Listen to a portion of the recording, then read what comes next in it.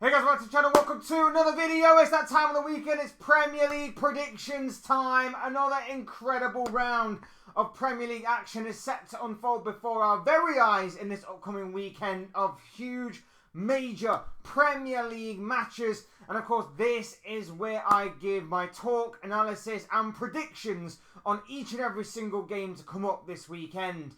Before we get into all of that though, I would like to remind you all to please like the video and also subscribe if you're new. Both things are always very greatly appreciated. Once again, thank you for your continued support.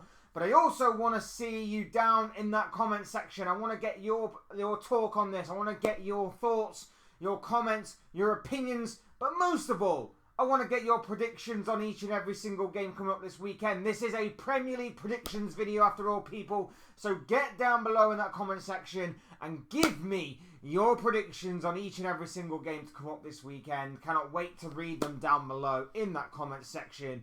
But without further ado, let's get on with the video. And we are starting with a huge London derby at the London Stadium between West Ham and Chelsea. No love lost between these two teams, that's for sure. And I have gone with a 1-1 draw here. I feel like Chelsea games are once again this season going to be extremely difficult for me in particular to predict. They are difficult. And there doesn't come much more of a difficult game than West Ham, who we know on their day can be a thorn in anybody's side. Under this new manager, things have been a bit inconsistent and awkward, admittedly. So it's going to be interesting to see how this game really does stand up. And especially because in recent years as well, we know that West Ham have been that thorn in the side of Chelsea before. I've called it down the middle. I've gone with a 1-1 draw. Now, I'm not entirely confident this game is genuinely a game which could go any which way. I think it's one of the more difficult games to call this weekend. If Chelsea turn up how they have done in spells this season, there's absolutely no doubt in my mind that they could wipe the floor with West Ham. However, if they are open defensively, as they have been at spells this season as well, West Ham have the players to pick them apart. The likes of Mohamed Kudus, the likes of Lucas Paqueta, and so on and so forth. It's going to be difficult. It's going to be awkward. I could genuinely see either side winning this one. But in my prediction, I'm calling it down the middle. And I'm going with a 1-1 draw here between these two sides. Next up, we're moving on to Aston Villa against Wolves. A Midlands clash for us to sink our teeth into on Saturday. And I have gone with a big 3-1 win to Aston Villa, who will still, of course, be riding high off of their midweek encounter in the Champions League, in which they were 3-0 winners against Young Boys to kick off their Champions League campaign with the dreamiest of starts for Unai Emery's side. I think they will keep the ball rolling here, and I think they will continue their good run of form by beating Wolves in this one. Like I say, big Midlands clash. Wolves still looking for their first win of the season, especially after collapsing so badly last weekend against Newcastle, being 1-0 up for so long and then losing it in the brief spell that Newcastle managed to not only equalise, but of course find a winning goal for. I just think Aston Villa will have too much for Wolves to handle in the attacking third. I think with the likes of Ollie Watkins and John Duran, I think that Aston Villa will definitely get the job done in this one. And I can see Unai Emery's side coming out with all 3 points and winning it pretty comfortably, despite obviously having the extra 90 minutes in midweek to have to contend with. Of course, we are entering a period into the season where a lot of teams now will be playing a lot of midweek games as well. So there could be an extra layer of fatigue, and it's going to be interesting to see the rotation of these kinds of sides. But Unai Emery is smart. Unai Emery is one of the better managers of the league and knows, obviously, these kinds of scenarios. He's been around the game long enough to understand and know these kinds of situations that he is placed in. So I would expect him to be able to come up with a plan to combat this and to obviously get Villa in a good position to accumulate more points in the Premier League, which is why I am going for this 3-1 win in favour of the home side. Moving on. Craven Cottage awaits the arrival of Newcastle as Fulham host the Magpies. I've gone with a 2-0 win to Newcastle. Now, again, I'm not entirely confident. Fulham on their day can be a difficult task for any team to have to try and overcome. I just think with the way that Newcastle started their season, it hasn't exactly been the brightest season, but they've still managed to accumulate a fairly healthy amount of points so far during this campaign for Eddie Howe's side. But their performances haven't exactly been convincing. Now, there could be a couple of big absentees in this. There are a couple of doubts. However, in saying all of that, I still would expect Newcastle to have the quality to get the job done, whether it be with the starting 11 or with their strength in depth. I'm expecting Newcastle to get the job done. I'm going with 2-0 to Newcastle. It isn't out of the realms of possibility for Fulham to get something in this, and like I say, their inconsistency does throw a little bit of a spanner in the works. However, the Magpies to win, that is probably the more likely outcome here. So that's why I have gone with Eddie Howe's side to continue their very positive start to the season. And that is why I've gone with 3 points to the away side in this one. Next up, two teams that desperately need a win clash in a potential relegation encounter. Leicester City take on Everton at the King Power Stadium. And I've gone with a 1-1 draw. Now, Everton, of course, will be wondering what the hell has happened to them this season. They have been dreadful. They have been awful this season. And once again, threw away a 2-goal lead last time out when they lost 3-2 to Aston Villa. Is something similar going to play out here? Are Everton going to race into a 2-goal lead only for the likes of Jamie Vardy and the rest of the Leicester players to come back once again? Leicester even had their own little collapse last weekend, going 2-0 up, only to draw 2-2. It's been a poor start by both these sides, but this represents a massive opportunity to get 3 points on the board in what is a must-win game, or turning out to be a must-win game for either of these two sides. I've called it down the middle. If I was to lean more towards one way or the other, I'd lean more towards Everton. But their defensive record so far this season suggests that they will drop points again here. Leicester will just take anything and everything they can get. I'd expect Jamie Vardy to have another say. It's going to be difficult. It's going to be difficult against a different type of defence that is going to be more resolute and disciplined. Well, you would imagine anyway. Or try to be, at least. Try to sit back behind the ball. But if recent performances are anything to go by, then of course, Leicester, Everton, they need to win this. And that is why I've gone with a 1-1 draw. I can't really separate them. If I had to really stick my neck out of the line and call out for a winner, I probably would lean more towards Everton getting their first win of the season. But like I say, with the way that these two teams are coming into this game off of their form, this could really be anything. This could be another 3-2. This could be another dreadful display by either of these two sides. This could be a really poor and nervy game of football in a game that both of these teams definitely need to win. So 1-1 I've gone for, but I'm not entirely confident.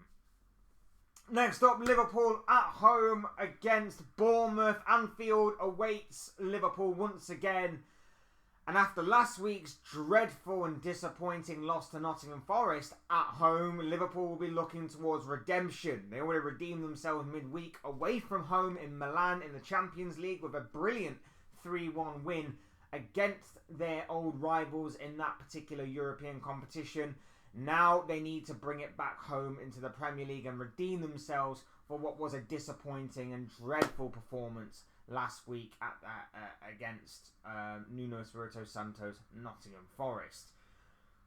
They're going to find it tough. Bournemouth are not a side that you should take lightly. This is again another banana skin for Liverpool potentially. And it's going to be tough. It's going to be really tough for the Reds, this one, because Bournemouth play some really good football. And if their finishing had been better last week, they probably would have got something at the very least, a point, against a Chelsea side that weren't at their best,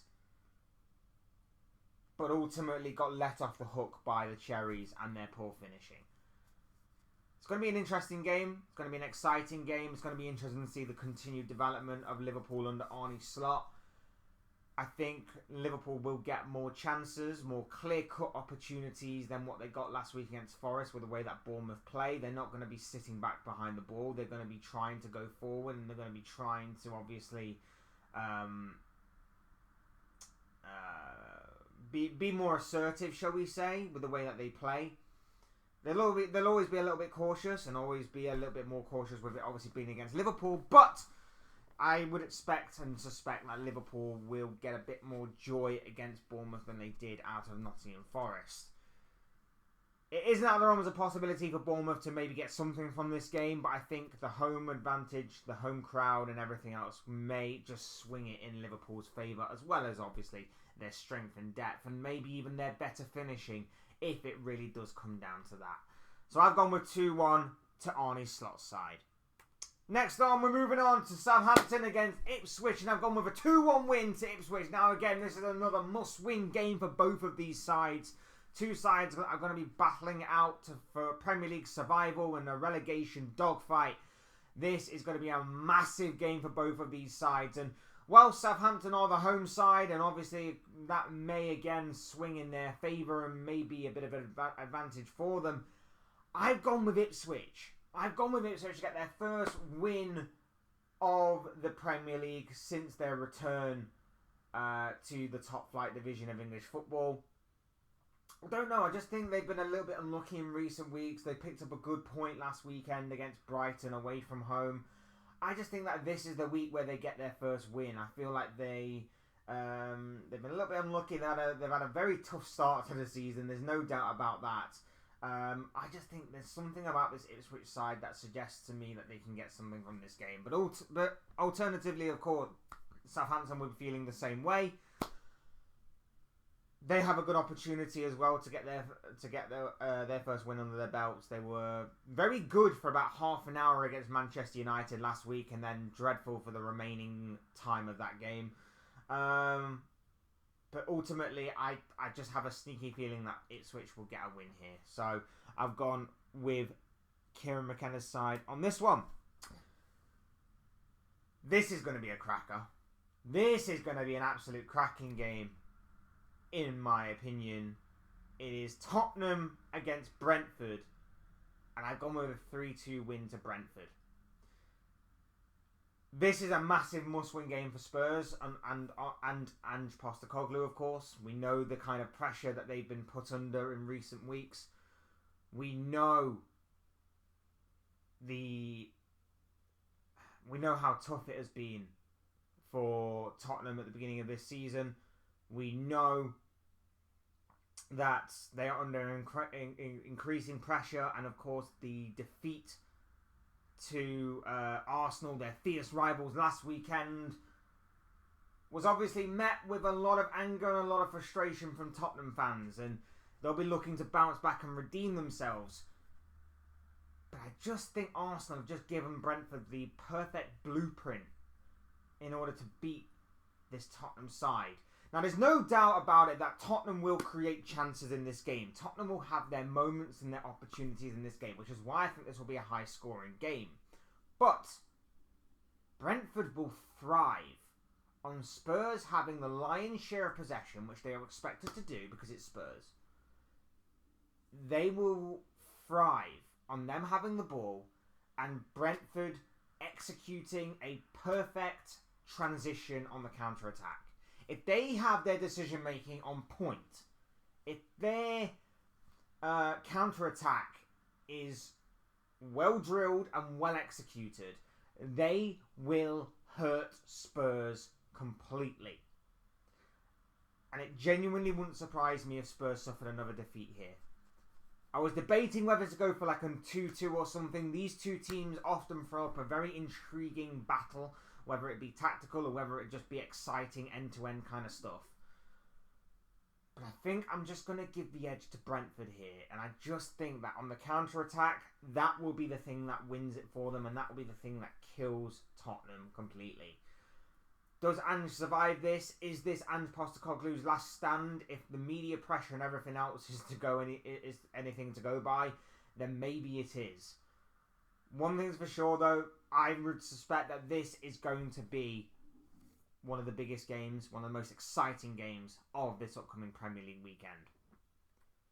Moving on to the evening kickoff for your Saturday evening viewing, and it is coming from Selhurst Park, where Crystal Palace are going to be hosting Manchester United.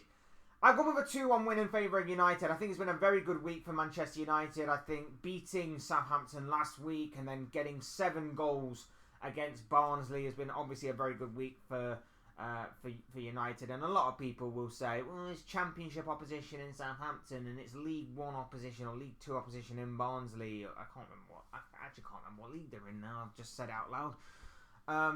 I'll remember it as soon as, obviously, I'll go back past it. But,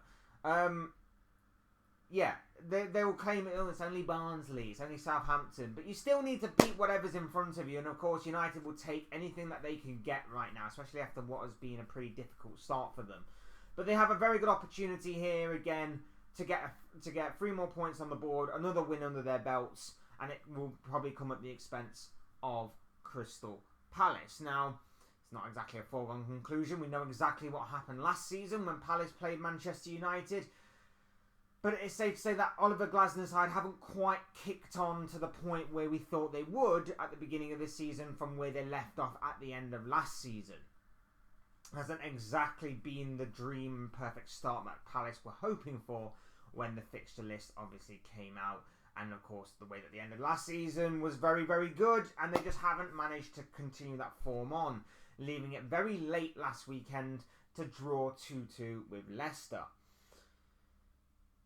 It's going to be a massive game for both of these sides. Selhurst Park, especially under the lights and stuff, is going to be obviously be a tough place to go. It's going to be a very hostile atmosphere for Manchester United. But I think that with the match winners and the individual talent that Manchester United have on show, it will be enough for them to get by.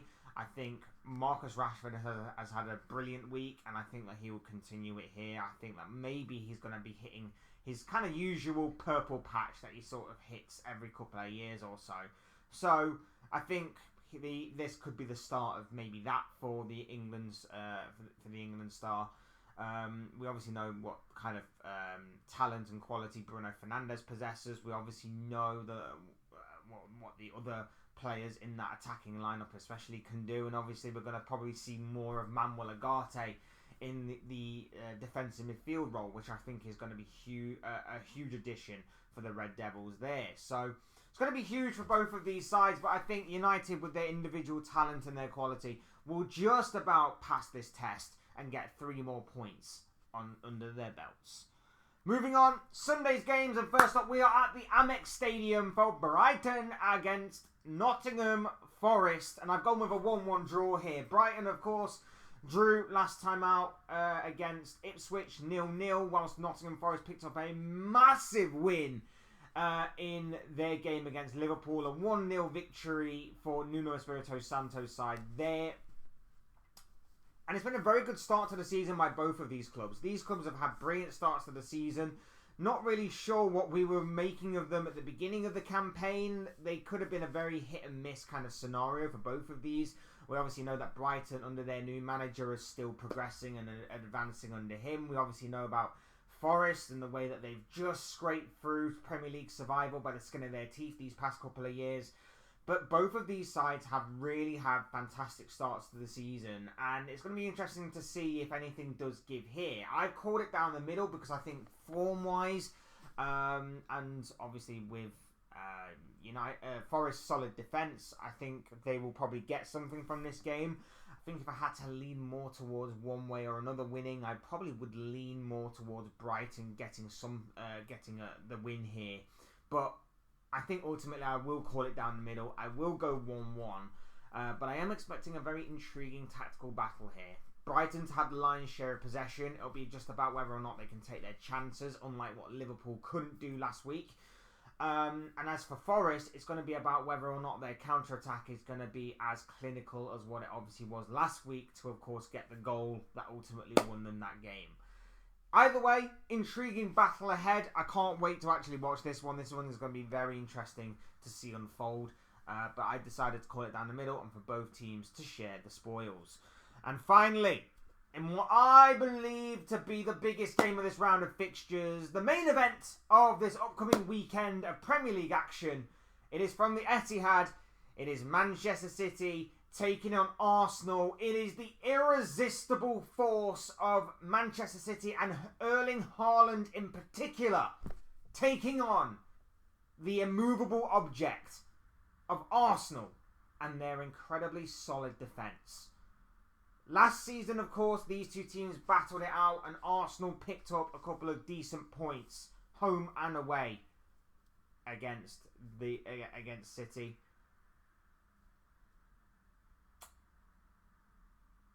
I've gone with City to win. And I just think it is because they will have a bit more in the attacking third. Don't get me wrong. I build this game up, as I said earlier, as the irresistible force of Manchester City with the kind of form Erling Haaland is in. I mean, one more goal and the guy's already in double figures and we're only halfway...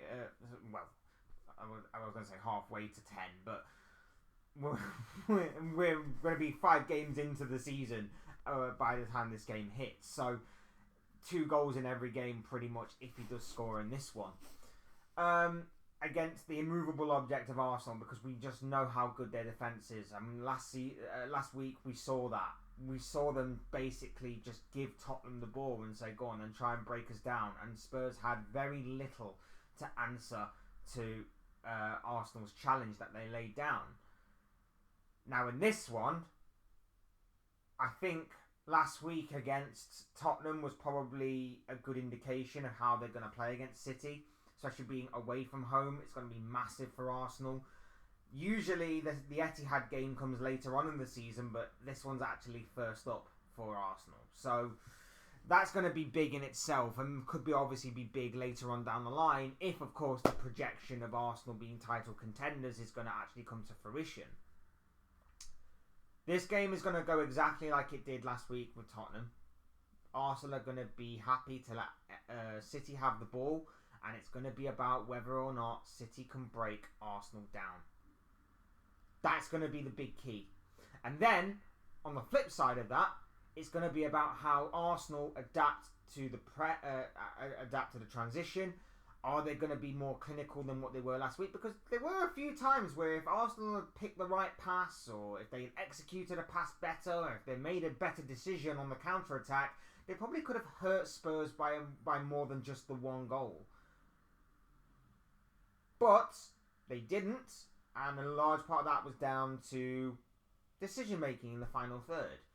Now, City will give Arsenal chances. City aren't exactly watertight, and they have somewhat adapted and sort of modified their style a little bit, especially defensively. The press for high risk, high reward is something that seemingly Pep Guardiola is trying to morph into, which has seemingly seen a couple more goals so far this season than probably what we would have probably expected be conceded from City's point of view, especially last weekend where Brentford were 1-0 up inside the opening 30 seconds and probably could have even been 2-0 up inside the opening 5 minutes. So City will give Arsenal chances. There is absolutely no doubt about that.